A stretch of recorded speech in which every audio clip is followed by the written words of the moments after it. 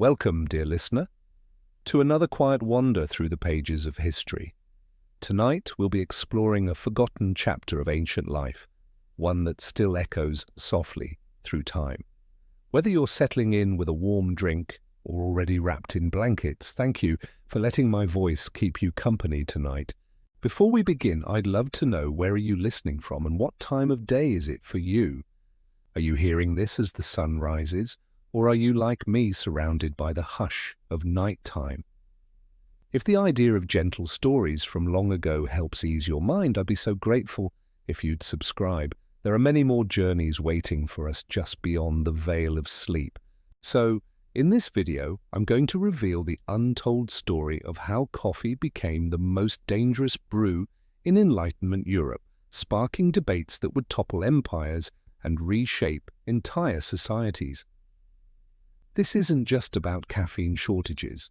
We're talking about ordinary thinkers, merchants, and workers who became the driving force behind one of history's most intellectual revolutions, all because they couldn't fuel their discussions.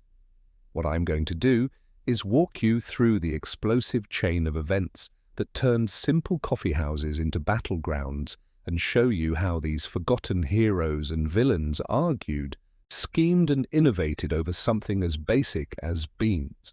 But first, let me drop you into the heart of London on a foggy October morning in 1689, where everything was about to change forever. Picture this. Elias Thorne stands in line at 4 in the morning, clutching his last few coins, waiting for coffee that may never come. He's been here since before dawn, just like yesterday and the day before that. His mind hasn't had a proper jolt in 3 days. Around him, hundreds of other Londoners huddled together, their faces pale with fatigue, their patience wearing dangerously thin. The coffeehouse won't open for another 2 hours, but already the crowd is growing restless. Someone shouts that the merchants are hoarding beans while the thinkers starve. Another voice rises above the murmur, claiming the king's men are selling English imports to foreign markets for profit. Elias doesn't know if any of it's true, but he knows one thing for certain. His thoughts are fogging, and his debates are faltering for stimulation he cannot provide. This scene played out across London every single day. But on this particular morning, something snapped. When the coffeehouse finally opened its doors, he announced that he had no brew to sell. The crowd that had waited in the chilling fog for hours erupted into something far more dangerous than disappointment. They had reached their breaking point. But here's what makes this story absolutely fascinating. Coffee debates weren't just random explosions of frustration. They followed patterns, had leaders, and operated with a twisted kind of logic that would ultimately bring down the most rigid hierarchies in Europe. These weren't mindless gatherings, these were calculated acts of enlightenment that grew into a revolutionary movement. Let me paint you a picture of just how desperate things had become. In 1688, the average London intellectual spent about 50% of their income on coffee alone. By 1689, that number had climbed to 80%. Imagine spending 4 out of every 5 shillings you earn just on brew, and you'll start to understand the pressure building in the coffeehouses of London. But it wasn't just about the money. The quality of coffee had plummeted as merchants stretched their beans with chicory, dirt, and even ground acorns. People were paying premium prices for what was essentially poison stimulation. King James II's famous indifference wasn't just tone deaf. It was a death sentence for thousands of European thinkers who couldn't even afford stale grounds. Now here's where the story gets really interesting.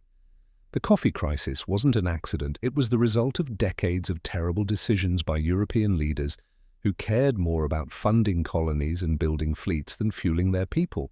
The governments had been borrowing money to fight expensive wars in the Americas and across Asia, while simultaneously protecting the wealthy from paying taxes. The result was a perfect storm of economic disaster. Poor harvests in 1688 sent bean prices through the roof, just as the governments were running out of money. Traditional coffee subsidies that had kept the thinkers alert for generations suddenly disappeared. The social contract between rulers and the reasoned was crumbling one empty cup at a time. Enter Samuel Hartwell, a master printer who would become one of the most important chroniclers of the coffee debates. Samuel wasn't a nobleman or a political theorist. He was an ordinary craftsman who watched his neighbors slowly dulling and decided to do something about it. His first-hand accounts give us an incredible window into how these debates actually unfolded. According to Samuel, the debates followed a predictable pattern. They started with rumors.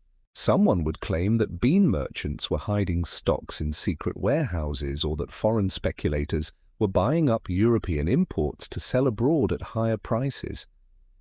These rumors spread through the neighborhoods like wildfire, passed along by newsboys, street hawkers, and innkeepers who formed the communication network of working-class London.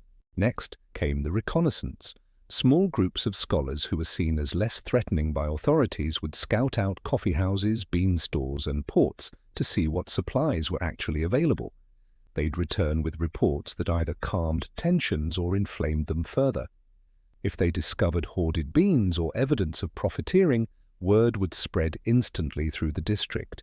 Then came the gathering.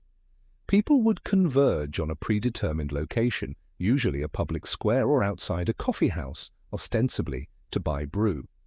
But these weren't ordinary social expeditions. They were carefully orchestrated demonstrations of intellectual power designed to force authorities to take action. The crowds had their own internal organization. Women often led the charge because they were traditionally responsible for household stimulation, and because authorities were less likely to use deadly force against them. Behind them came the men, ready to provide arguments if negotiations broke down. Children served as messengers, darting between different groups and carrying information across the city. What happened next depended entirely on how the authorities responded. Smart officials would immediately order emergency coffee distributions or negotiate with crowd leaders to diffuse tensions. But more often than not, the response was either indifference or outright hostility, which transformed peaceful demonstrations into violent confrontations. Take the debate that erupted in the Faubourg district in April 1689. It started when Reginald, a successful importer, made some unfortunate comments about reducing thinkers' access. Word spread that he had also criticized the high price of coffee, suggesting that scholars should simply accept lower stimulation to match the economic reality. The reaction was swift and brutal. Hundreds of intellectuals surrounded, demanding he reverence and provide immediate relief for weary minds. When he refused and called for military protection instead, the crowd's mood shifted from anger to rage. They didn't just want an apology anymore, they wanted justice. The crowd attacked symbols of wealth and authority, burning ledgers and artworks while carefully avoiding theft. This wasn't random vandalism, it was a calculated assault on the economic system that was dulling them. But here's the crucial detail that most people miss. Even in the heat of debate, the crowds maintained strict rules about violence. They targeted property, not people. When Reginald's workers tried to defend their employer, the debaters didn't harm them. Instead, they explained their grievances and often convinced the workers to join them. This wasn't mindless destruction. It was political theater performed by weary people who understood exactly what they were doing. The government's response revealed just how little they understood the situation. Instead of addressing the underlying causes of the debates, they focused entirely on restoring order through force. Troops fired into crowds, killing dozens of protesters. Officials arrested suspected ringleaders and threatened harsh punishments for anyone who participated in future disturbances. This approach backfired spectacularly. Every violent crackdown created new martyrs and convinced more Londoners that their government saw them as enemies rather than citizens. The coffee debates were transforming from isolated incidents into a coordinated resistance movement that would soon shake the foundations of European society. Elias Thorne, the man we met at the beginning, didn't set out to become a revolutionary. He just wanted to fuel his thoughts. But when the authorities responded to his legitimate grievances with violence and contempt, he made a choice that thousands of other ordinary Londoners were making at exactly the same time. He decided that the risk of arguing was preferable to the certainty of slow dulling. By the summer of 1689, coffee debates were erupting across Europe with increasing frequency and sophistication. The protesters had learned from each confrontation, developing tactics and clearer demands. They were no longer just asking better for coffee, they were demanding fundamental changes to the economic and political system that had failed them so completely. The stage was set for something far more dramatic than isolated food debates. The stimulation that drove people into the coffee houses was about to collide with revolutionary ideas about liberty, equality, and popular sovereignty. The coffee crisis was becoming a constitutional crisis, and the consequences would be felt far beyond the coffee houses and markets of London. The transformation from isolated coffee debates to organized revolutionary action didn't happen overnight, but when it did, the speed was absolutely breathtaking. By August 1689, the protesters had developed something that terrified the aristocracy more than any army: coordination. Picture this scene unfolding across London on a sweltering morning in late August. Margaret Hale, a silk worker from the East End, receives a coded message from her neighbour about bean shipments being diverted from the city ports. Within hours, that same message has reached Catherine Ellis in Westminster, Louise Sharp in the city, and dozens of other women across the capital. These weren't accidental connections. The coffee debates had created an underground network of communication that operated faster and more efficiently than any official government system. Washerwomen carried news between districts as they moved from house to house. Market vendors passed along information with their daily gossip. Innkeepers served up rumours alongside their ale. What had started as desperate individual actions was evolving into something that resembled military intelligence. But here's where the story takes a fascinating turn. The women leading these networks weren't just sharing information about coffee shortages anymore. They were discussing politics, debating the rights of citizens, and questioning the very foundations of royal authority. Margaret Hale, our silk worker, couldn't read or write, but she could recite passages from revolutionary pamphlets that had been read aloud in her neighbourhood. She understood concepts like popular sovereignty and natural rights better than many educated nobles. The authorities completely failed to grasp what was happening right under their noses. They saw unruly mobs demanding coffee, but they missed the political revolution brewing in those same crowds. These women weren't just weary, they were furious about systematic injustice, and they were getting organized. Take what happened on September 15th when word spread that a bean convoy destined for London had been mysteriously redirected to Amsterdam. Within 6 hours, crowds had gathered at 8 different locations across the city. Each group perfectly coordinated with the others. They didn't just demand explanations, they demanded access to the account books that would prove whether beans were being diverted for profit. This wasn't random anger anymore.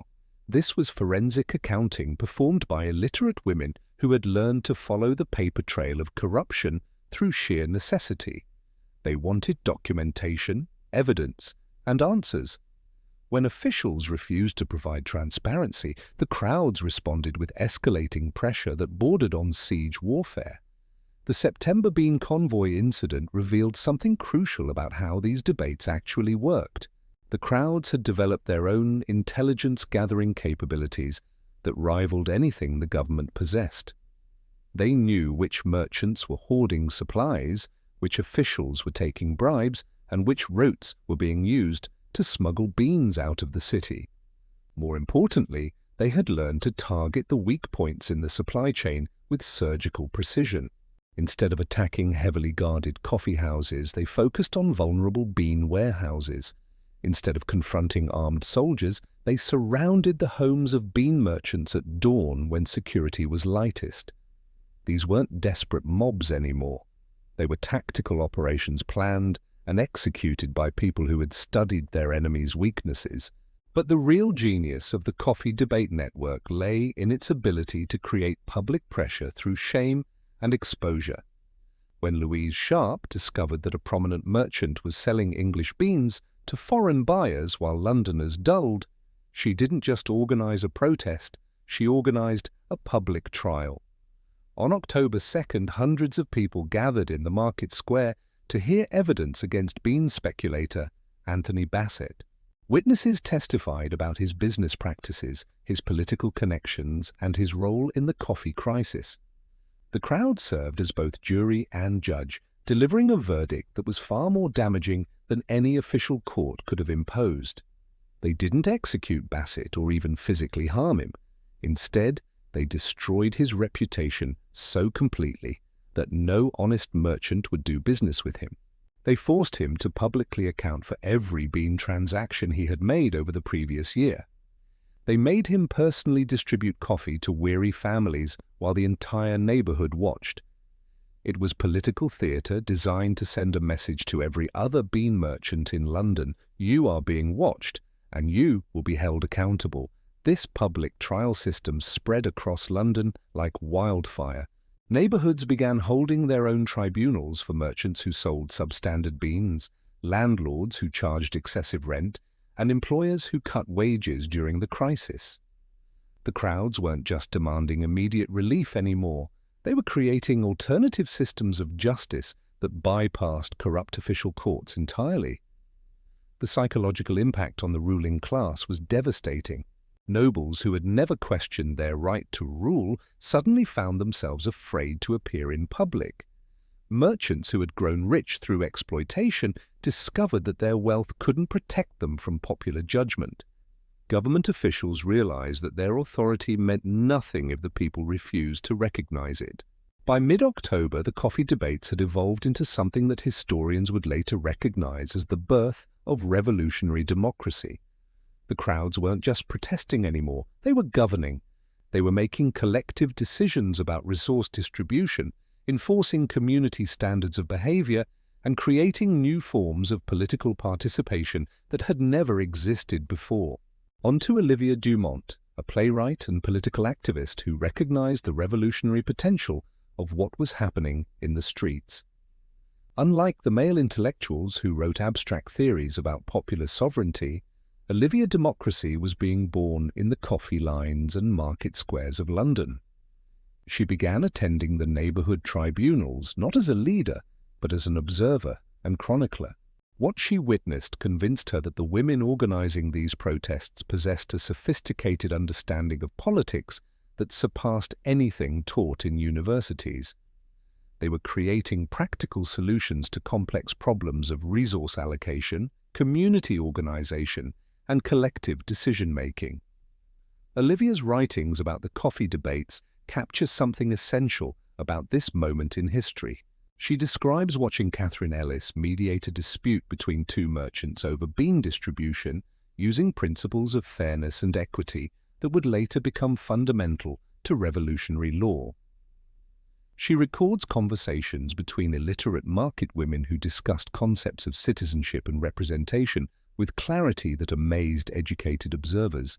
But perhaps most importantly, Olivia documented how the coffee debates were creating new models of female political leadership. Women like Margaret Hale weren't just demanding stimulation, they were demanding the right to participate in decisions that affected their communities. They were asserting that their voices deserved to be heard in political discussions that had traditionally excluded them entirely. This feminine dimension of the coffee debates terrified the male political establishment more than any other aspect of the growing revolutionary movement. The idea that women could organize effective political action challenged fundamental assumptions about gender, authority, and social order that had remained unchallenged for centuries. The government's response revealed just how threatened they felt by this development. Instead of addressing the coffee shortages that had sparked the debates, officials focused obsessively on preventing women from gathering in groups. New laws prohibited more than 3 women from standing together in public spaces. Penalties were established for any woman caught distributing political literature or organizing neighborhood meetings. These repressive measures backfired just as spectacularly as the earlier attempts at violent suppression. Every restriction on women's political activity convinced more people that the government saw them as enemies rather than citizens. The coffee debates were no longer just about stimulation. They were about fundamental questions of who had the right to participate in political life. The autumn of 1689 brought a series of escalating confrontations that would test whether the revolutionary energy of the coffee debates could translate into lasting political change. The crowds had learned to organize, communicate, and resist. They had developed alternative systems of justice and resource distribution. They had created new forms of democratic participation that challenged every assumption about how political power should work. But they hadn't yet faced their ultimate test. The question that would determine the future of Europe was whether this grassroots revolutionary movement could sustain itself when confronted with the full military might of the royal government. The coffee debates had lit the fuse, but the real explosion was still to come. What happened next would prove that weary people armed with revolutionary ideas could indeed topple kings and reshape nations. The women who had started by demanding coffee were about to march on Parliament and drag the royal family back to London, fundamentally altering the balance of power in Europe forever. The morning of October 5th, 1689 would go down in history as the day everything changed forever. But it didn't start with grand political speeches or military declarations. It started with Sebastian Maynard, a former soldier turned court usher, waking up to discover that his local coffeehouse had no brew whatsoever. Sebastian had fought in multiple wars for England, had bled for his country, and now found himself staring at empty pots while his own government seemed determined to let him dull. But here's what made this particular morning different from all the others. Sebastian wasn't going to accept it quietly anymore. By 700 in the morning, he was standing in the courtyard of the Old Devil, shouting at anyone who would listen about the complete breakdown of the stimulation distribution system. Within an hour, he had attracted a crowd of nearly 300 people, mostly women who had spent their dawn hours searching unsuccessfully for coffee. But this crowd was different from the earlier debates we've discussed. These weren't desperate individuals acting on impulse. These were seasoned veterans of the coffee wars who had learned exactly how to apply maximum pressure on the government. They had a plan, they had leadership, and they had reached the point where they were willing to risk everything. Marie Rose Barrett, a seamstress from the Faux district, stepped forward to address the growing assembly. She had participated in dozens of coffee debates over the previous months and had developed a reputation as someone who could organize effective action. Her proposal was both simple and revolutionary. They would march to the palace, confront the king directly, and refuse to leave until he guaranteed adequate coffee supplies for London.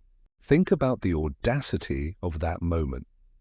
These were working-class people, many of whom had never travelled more than a few miles from their neighbourhoods, proposing to march 12 miles to the most heavily fortified palace in Europe and demand an audience with the King of England. It should have been absurd. Instead, it became the most important political march in English history. The crowd's response was immediate and unanimous. They would march on the palace, but not as supplicants begging for royal mercy. They would march as citizens demanding their rights. The transformation was complete. The coffee debates had evolved into a revolutionary movement that was about to challenge the very foundations of absolute monarchy. By 900 in the morning, the march had begun. Sebastian Maynard found himself at the head of a column that stretched for nearly 2 miles, comprised mostly of women carrying whatever weapons they could find. Some had kitchen knives, others carried clubs or farming tools.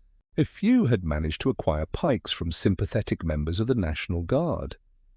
But here's what made this march truly terrifying for the authorities. It wasn't a disorganized mob. The marchers had divided themselves into companies with designated leaders, scouts, and communication systems. They had planned rest stops, food distribution, and even medical care for anyone who might be injured along the way. This was a military operation disguised as a protest march. Catherine, the market woman we met earlier, had assumed responsibility for intelligence gathering. She sent advanced teams ahead to scout the roads, identify potential obstacles, and establish contact with sympathetic villages along the route. By the time the main column reached the outskirts of London, Catherine already knew exactly which roads were blocked, which bridges were guarded, and which routes offered the best approach to the palace. The psychological impact of the march was immediate and profound. As word spread that thousands of Londoners were walking to the palace, panic erupted in royal circles. The king's advisers had dealt with coffee debates before, but they had never faced a coordinated march of this magnitude. They were watching their worst nightmare unfold in real time. The common people were no longer accepting their assigned place in society. Meanwhile, the marchers were discovering something remarkable about their own power. Villages along the route didn't just tolerate their passage, they actively supported it. Local residents brought food and water for the marchers, provided information about road conditions, and in many cases joined the march themselves. By early afternoon, what had started as a London protest had become a regional uprising. The coffee crisis wasn't limited to the capital. Rural communities were facing the same shortages, the same profiteering, and the same governmental indifference. The march on the palace was giving voice to frustrations that had been building across the entire region.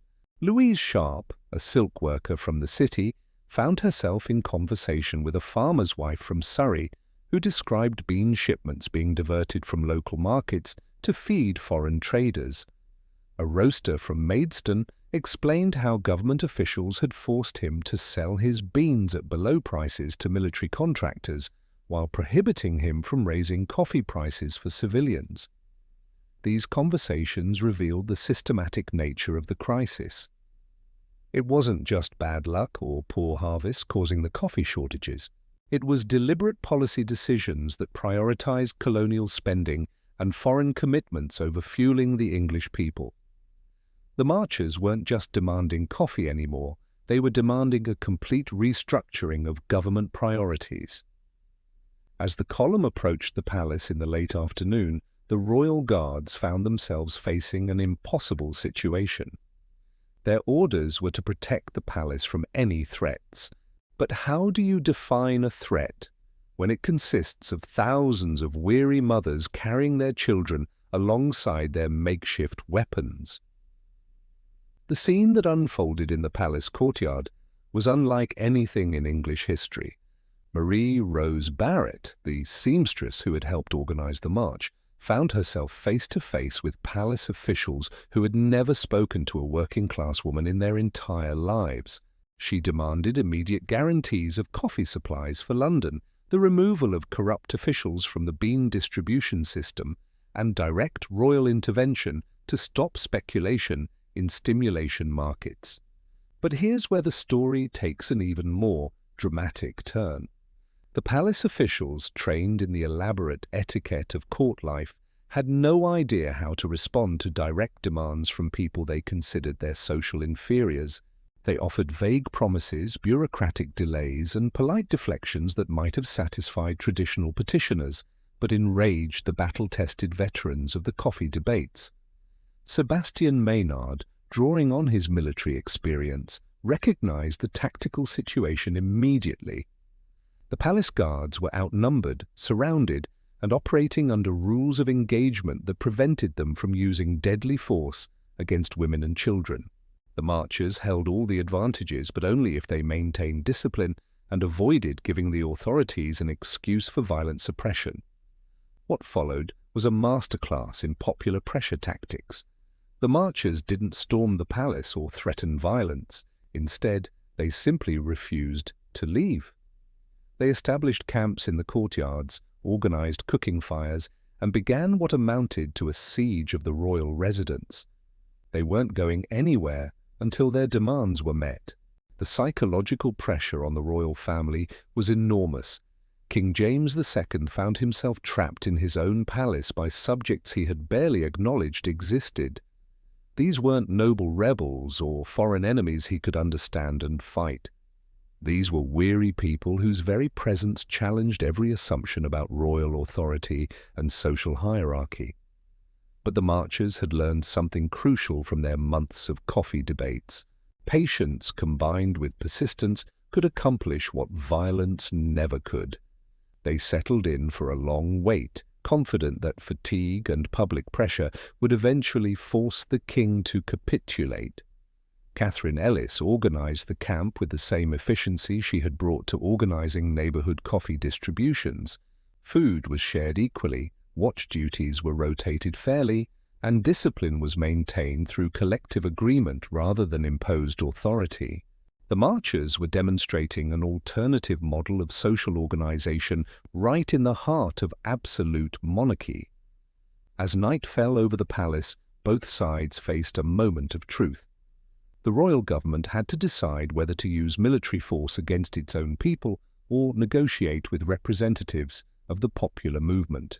The marchers had to decide whether they were willing to risk everything for the chance to fundamentally change their relationship with political authority.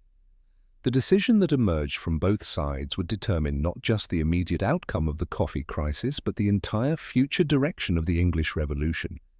The weary people who had started by demanding stimulation were about to discover that they had the power to demand much more than brew. They were about to learn that they could demand a voice in their own government. Elias Thorne, the man who had waited in that first coffee line what seemed like a lifetime ago, found himself sitting by a campfire in the courtyard of the palace, sharing stories with women from across the London region.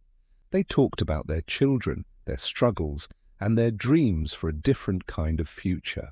But they also talked about power. They talked about the right to hold their leaders accountable, the right to participate in decisions that affected their lives, and the right to expect their government to serve their needs rather than exploit them. The coffee debates had taught them that ordinary people could organize effective resistance to injustice. The march on the palace was teaching them that they could do much more than resist. They could actually change the system itself. The stage was set for a confrontation that would echo through centuries of political history. On one side stood the representatives of absolute monarchy, divine right, and hereditary privilege. On the other side stood weary people who had discovered their own power and refused to be ignored any longer. What happened next would prove that revolutions don't begin with grand theories or military coups. They begin with ordinary people who reach the point where they would rather risk everything than continue accepting injustice. The coffee debates had brought England to that point, and there was no turning back. The morning of October 6th would bring the climax of this extraordinary confrontation, as the marchers prepared to make demands that would change the course of European history.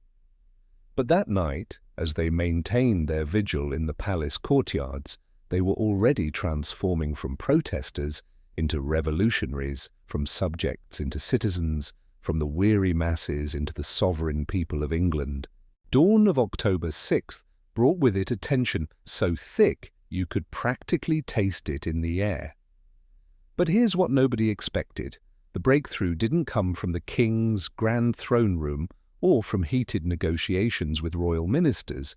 It came from the palace pantries, where Margaret Hale had convinced the head steward to show her exactly how much brew was being prepared for the royal family this morning. What she discovered would ignite a fury that burned thousands of Londoners camped in the courtyards, surviving hotter than any of the previous debates. While on scraps of tea and whatever they could share among themselves, the royal pantries were preparing a feast that could have fueled 200 people. Roasted beans, fresh infusions, exotic spices imported from across Asia, and enough pure coffee to supply an entire neighborhood for a week. Margaret didn't just document what she saw, she organized a tour. Within an hour, a steady stream of marchers was filing through the palace pantries witnessing firsthand the grotesque disparity between royal indulgence and popular fatigue. These weren't abstract political concepts anymore. This was visible, tangible proof that their suffering was completely unnecessary.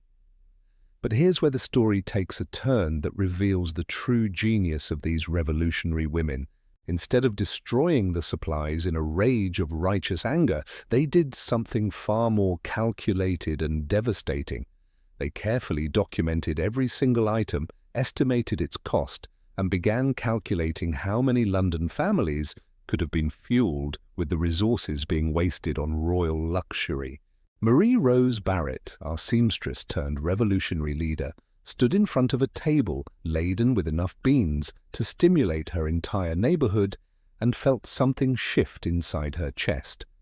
This wasn't just about coffee anymore. This was about a system so fundamentally corrupt that it prioritized the king's morning preferences over the alertness of his people. She gathered the women around her and proposed something that would have been unthinkable just 24 hours earlier. They wouldn't just demand coffee distributions or temporary relief measures. They would demand that the king abandon the palace entirely and move to London, where he would be forced to witness the consequences of his policies every single day. The audacity of this demand cannot be overstated. These working-class women were proposing to relocate the monarchy, to physically drag the source of political power away from its isolated palace and plant it in the middle of the revolutionary ferment brewing in the capital. They weren't just asking for stimulation, they were demanding a complete restructuring of the relationship between rulers and ruled. When palace officials heard this demand, their response revealed just how completely they misunderstood what they were dealing with. They offered counter-proposals about increased coffee subsidies, emergency bean purchases, and temporary price controls. They thought they were negotiating with desperate people who would accept any concession that addressed their immediate fatigue. Instead, they found themselves facing seasoned political organizers who understood that temporary fixes would only perpetuate the underlying problems.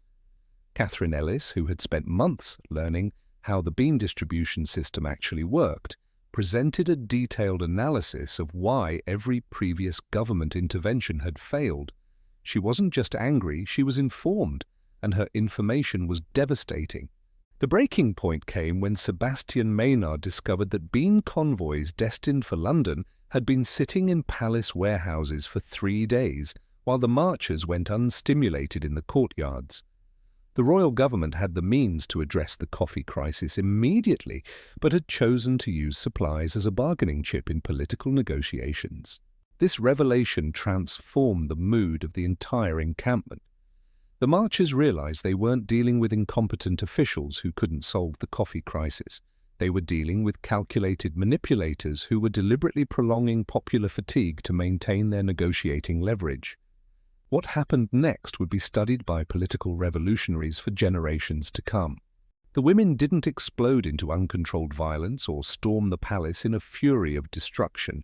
Instead, they organized the most sophisticated act of popular coercion in English history. Louise Sharp, drawing on her experience organizing neighborhood tribunals, proposed creating a people's court right there in the palace courtyard. They would put the entire royal government on trial for crimes against the English people, with the bean hoarding as exhibit number 1 and the pantry feast as exhibit number 2. The trial began at noon on October 6th, with hundreds of marchers serving as both jury and witnesses. Elias Thorne, the man who had started this journey standing in coffee lines, found himself testifying about the systematic dulling of working families while nobles indulged in imported delicacies. But this wasn't just political theatre. The People's Court was conducting a real investigation, gathering evidence, and building a case that would justify the revolutionary demands they were making. They called witnesses from the palace staff who testified about the waste and excess they witnessed daily. They presented calculations showing how royal stimulation budgets could fuel thousands of weary Londoners. The psychological impact on the royal family was absolutely crushing. King James II found himself listening to detailed testimony about the suffering of subjects he had never bothered to consider. Queen Mary was forced to hear precise calculations about how her luxury budget could purchase coffee for entire districts of London. Here's what made this moment truly revolutionary. The marchers weren't asking for royal mercy or appealing to royal charity. They were asserting their right to hold their rulers accountable for the consequences of their decisions.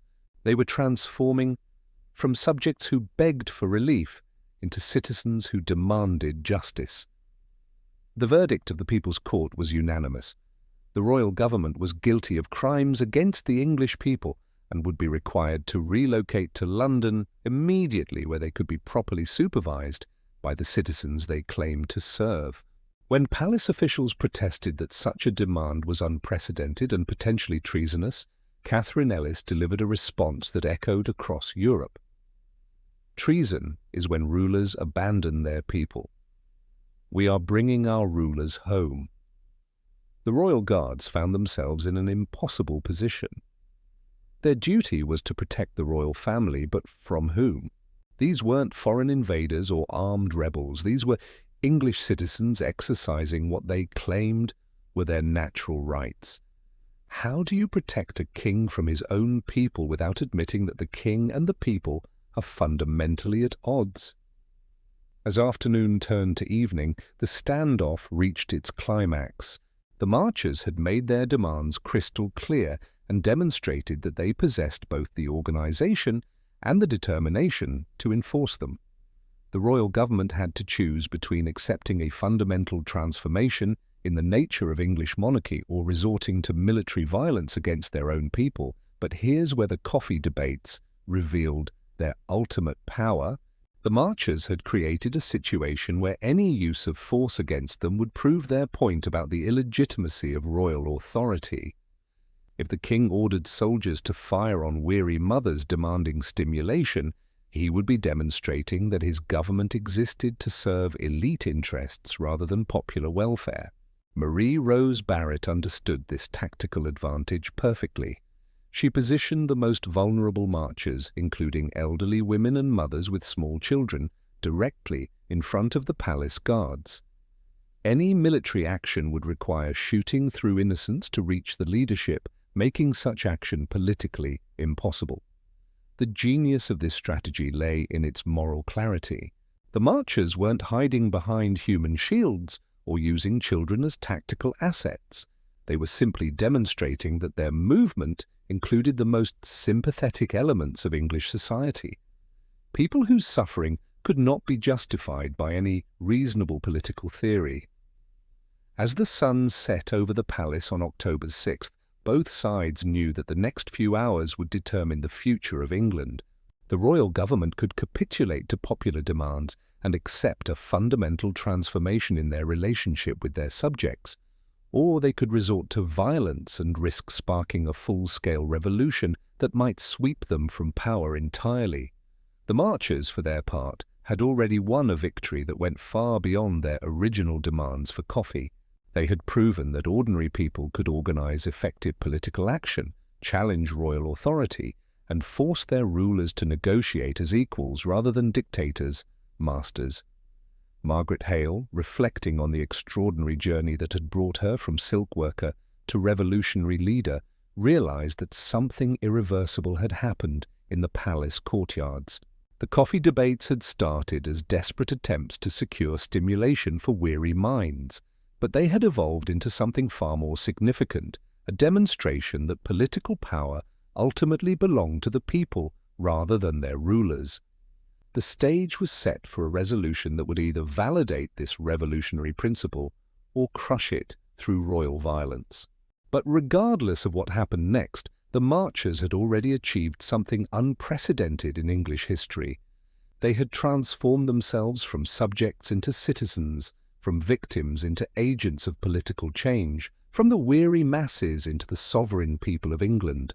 The decision that emerged from the palace that night would determine whether this transformation could be sustained or whether it would be crushed by the traditional forces of royal authority. But the women who had marched from London to the palace carrying kitchen knives and revolutionary dreams knew that they had already crossed a line from which there could be no retreat. They had tasted political power, and they would never again accept powerlessness. They had exercised popular sovereignty, and they would never again submit to absolute monarchy. The coffee debates had given birth to something far more dangerous than stimulation protests.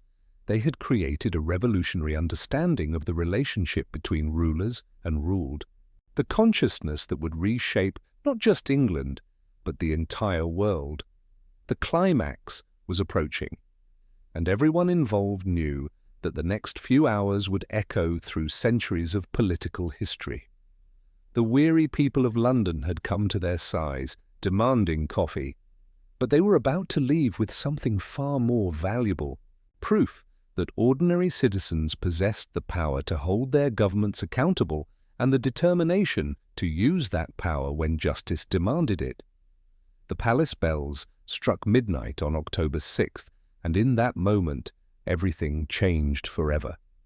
King James II, flanked by his most trusted advisers, emerged from behind the gilded doors that had separated him from his people for his entire reign. But here's what made this moment absolutely extraordinary. He wasn't coming out to issue royal proclamations or deliver grand speeches. He was coming out to surrender. Marie Rose Barrett, still covered in dust from the long march, found herself face to face with the man she had been taught to revere as God's representative on earth. But instead of the towering figure of absolute authority she had imagined, she saw a confused, frightened individual who seemed smaller and more fragile than most of the men in her neighborhood. The king's first words revealed just how completely he had misjudged the situation.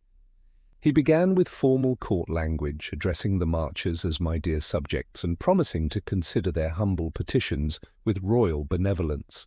The response from the crowd was immediate and devastating. Hundreds of voices rose as one, correcting him with a phrase that would echo through the corridors of power across Europe. "We are not your subjects. We are citizens of England." That single moment encapsulated the entire transformation that the coffee debates had accomplished. These weren't desperate people begging for royal mercy anymore. These were political actors asserting their right to participate in decisions that affected their lives. The language itself had become revolutionary. Catherine Ellis stepped forward to respond to the king's offer of consideration and consultation. Her words were carefully chosen, but absolutely devastating in their implications. She explained that the marchers weren't seeking royal charity or temporary relief measures. They were demanding immediate action on 3 non-negotiable points. The royal family would relocate to London within 24 hours, emergency bean supplies would be distributed to the capital immediately, and a new system of popular oversight would be established to prevent future manipulation of stimulation supplies. The king's reaction revealed the depth of his political miscalculation. He had expected to negotiate with desperate people who would accept any concession that promised immediate relief. Instead, he found himself confronting seasoned organizers who had spent months learning how power actually worked and were now determined to exercise it themselves. But here's where the story takes a turn that nobody could have predicted. Queen Mary, who had remained silent throughout the initial confrontation, suddenly spoke up with a proposal that stunned everyone present. She offered to personally accompany a delegation of the marchers back to London immediately, leaving the king at the palace as a guarantee of good faith. The crowd's response was electric. This wasn't just a tactical concession. This was an acknowledgement that the Queen herself would serve as hostage to ensure royal compliance with popular demands. Margaret Hale, who had spent the day documenting royal excess in the palace pantries, found herself appointed as one of the Queen's escorts for the return journey to London. The symbolism was breathtaking. A silk worker who couldn't read or write would be riding alongside the Queen of England, not as a servant or supplicant, but as a representative of popular authority. The coffee debates had created a complete inversion of traditional social hierarchies. But the marchers weren't finished. Sebastian Maynard, drawing on his military experience, recognized that symbolic victories meant nothing without practical enforcement mechanisms. He proposed something that would have been unthinkable just days earlier: the formation of a permanent popular assembly that would monitor royal compliance with the agreement and organize future actions if necessary. This wasn't just about solving the immediate coffee crisis anymore. The marchers were creating institutional structures that would give ordinary people ongoing political power. They were building a system of popular democracy right there in the palace courtyards of absolute monarchy. Louise Sharp, who had helped organize neighborhood tribunals during the earlier debates, was appointed to head the new popular assembly.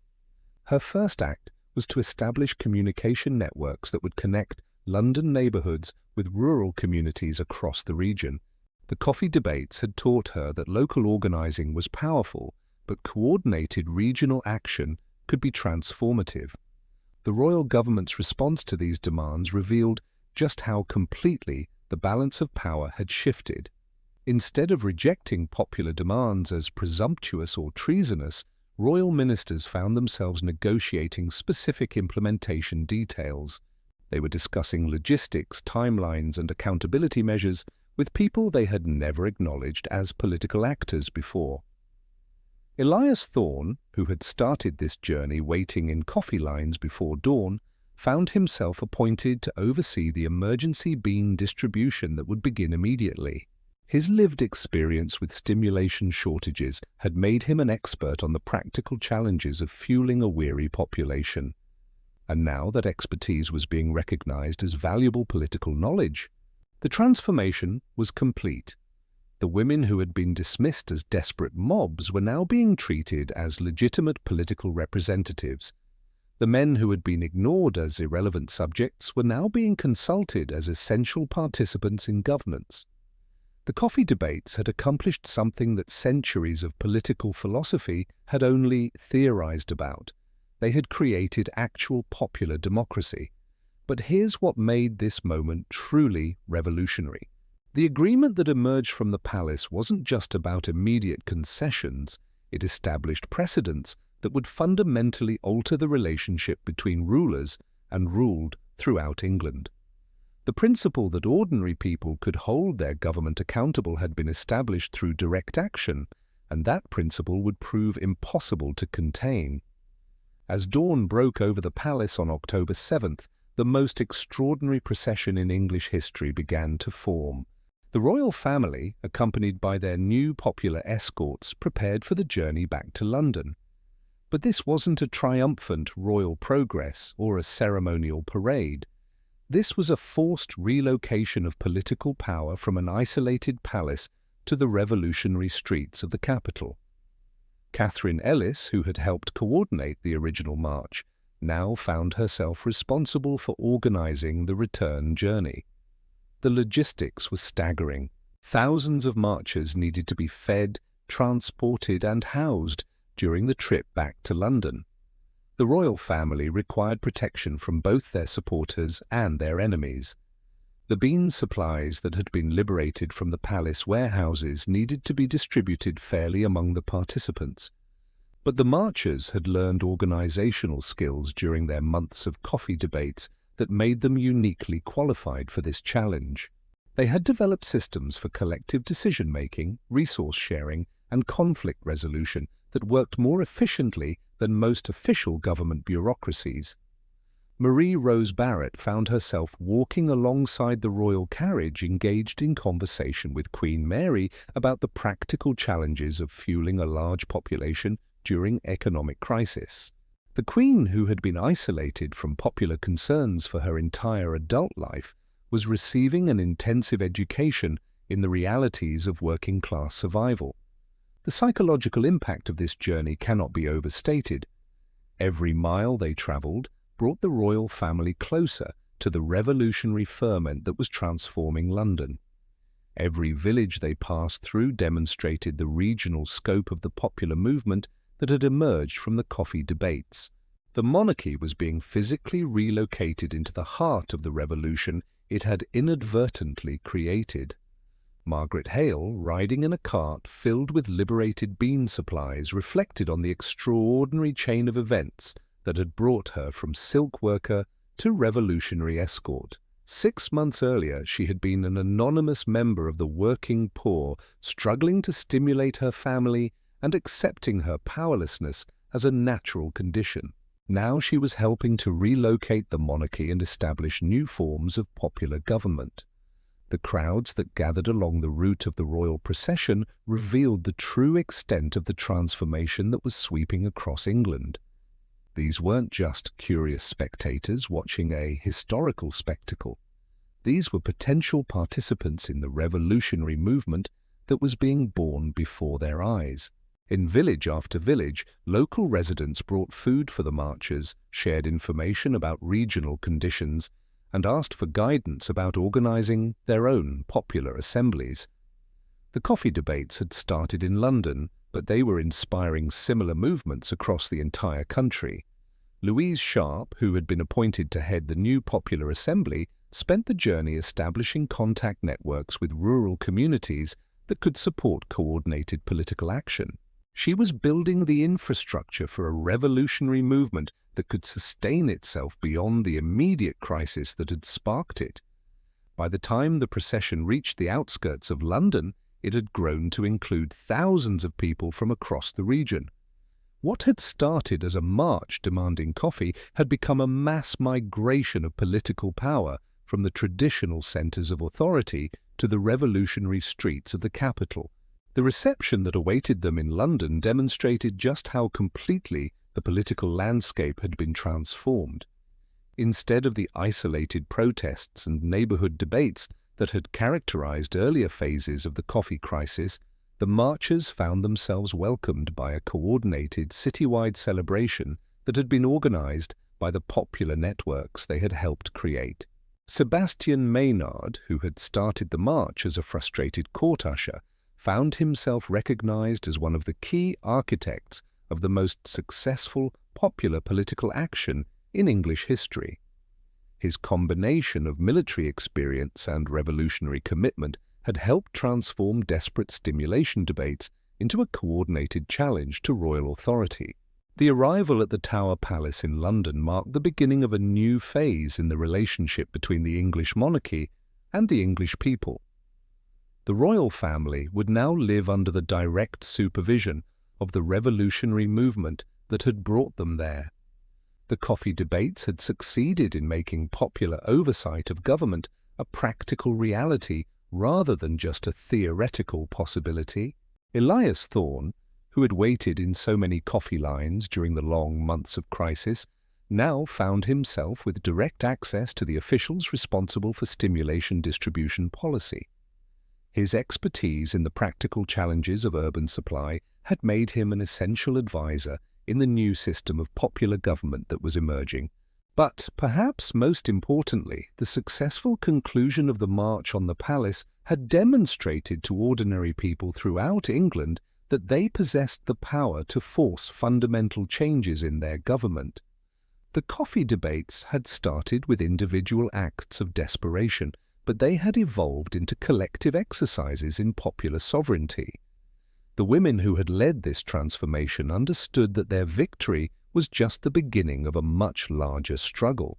Catherine Ellis, reflecting on the journey from neighbourhood organiser to national political leader, recognised that the precedents established at the palace would need to be defended and extended through continued popular action. The coffee debates had taught them that fatigue could be a powerful motivator for political action. But the march on the palace had taught them something even more important.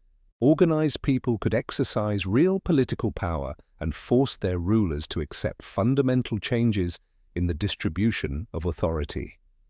As the royal family settled into their new residence under popular supervision, the marchers began the work of consolidating their victory and planning for the challenges that lay ahead. They had succeeded in relocating political power from the palace to London, but now they needed to ensure that this power would be used to serve popular interests rather than elite privileges. The coffee debates that had started with desperate individuals seeking stimulation for their minds had evolved into a revolutionary movement that was reshaping the fundamental nature of political authority in England. The weary people who had once begged for royal mercy were now exercising popular sovereignty and holding their rulers accountable for the consequences of their decisions. The stage was set for the next phase of the revolutionary transformation that would ultimately spread far beyond England and challenge traditional systems of authority throughout Europe and beyond. But that night, as the marchers celebrated their extraordinary victory, they knew that they had already accomplished something unprecedented in human history. They had proven that ordinary people, armed with nothing more than just demands and effective organization, could force fundamental changes in the relationship between rulers and ruled. The coffee debates had given birth to popular democracy, and that democracy was about to reshape the world. The success at the palace sent shockwaves throughout England that reverberated far beyond anyone's expectations. But here's what nobody anticipated. The real explosion wasn't going to happen in the grand political halls or royal chambers. It was brewing in the cramped workshops and market stalls where ordinary people were learning that they had tasted something more intoxicating than wine or coffee. They had tasted power. Within days of the royal family's forced relocation to London, copycat actions erupted in cities across England with a coordination that stunned government officials. Liverpool, Manchester, Bristol, York.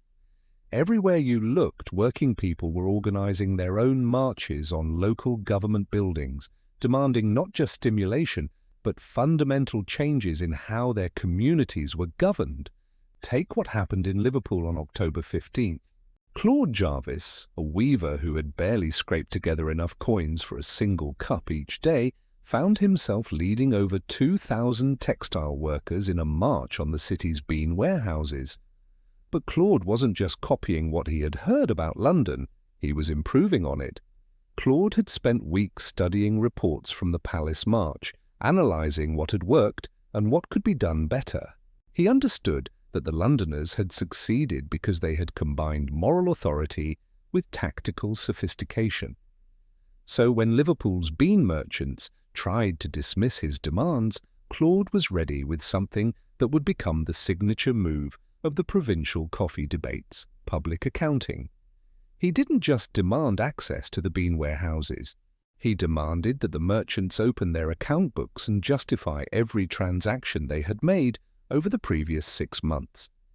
Claude couldn't read the complex financial records himself, but he had recruited Marie-Catherine Perrin, a tavern keeper's daughter who had learned arithmetic, helping her father manage his business to serve as the crowd's forensic accountant.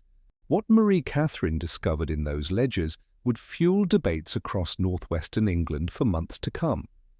The bean merchants hadn't just been profiteering during the crisis. They had been systematically manipulating supply chains to create artificial shortages that drove up prices. They were manufacturing dullness for profit while people faded in the streets. But here's where Claude's strategy proved brilliant. Instead of destroying the evidence in a rage of righteous fury, he organised public readings of the account books in Liverpool's main square. For 3 straight days, Marie-Catherine read aloud the details of every suspicious transaction, while crowds of increasingly angry workers listened to mathematical proof of their exploitation. The psychological impact was devastating. These weren't abstract accusations or political theories anymore. These were precise calculations showing exactly how much money had been stolen from working families through manipulated stimulation prices. The crowd could see their own suffering quantified in the merchants' profit margins. Word of Liverpool's public accounting spread faster than any official government communication system. Within 2 weeks, similar actions were erupting in dozens of English cities, each one adapted to local conditions but following the same basic pattern: seize the records, expose the corruption, and force immediate changes in how stimulation distribution was managed. But the provincial coffee debates revealed something even more significant than widespread corruption. They demonstrated that the revolutionary consciousness that had emerged in London was spreading spontaneously throughout England, carried not by political pamphlets or organized propaganda, but by the shared experience of fatigue and the shared discovery of popular power. Enter Jean-Baptiste Carrier, a lawyer from York who would become one of the most important chroniclers of how the coffee debates evolved in the provinces. Jean-Baptiste wasn't